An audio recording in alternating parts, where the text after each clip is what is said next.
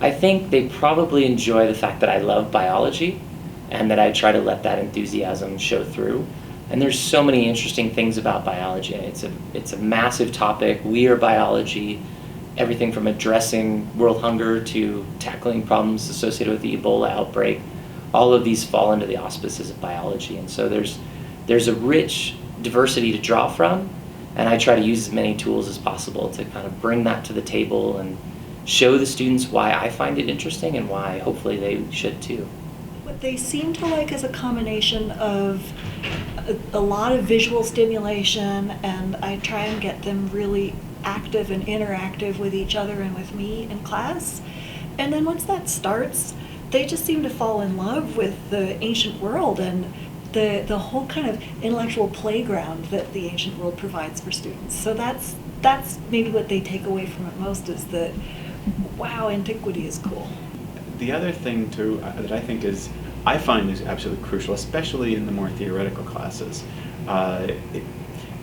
these types of jokes that I come up with. I mean, these are things that I actually think very seriously about, because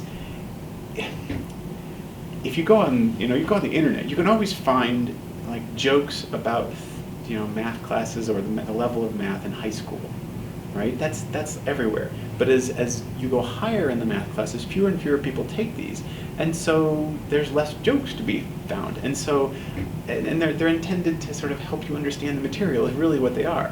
And so I come up with things like there's something called Picard's theorem, which is the implication only works in one direction. So it says positive things about existence, but it doesn't tell you about non-existence. So if it fails the criteria, it could exist or it might not exist. And so I say something like, this is like, like what your mother tells you, if you can't say something nice about somebody, don't say anything at all. And that extra layer of providing some hooks to mentally grab onto is absolutely crucial, is what I find. And so I guess that's the one thing that in my FCQs people comment about frequently, is that I've described it in a language and using other images that they wouldn't normally think would come up in a math class, and as a result they remember things a lot better.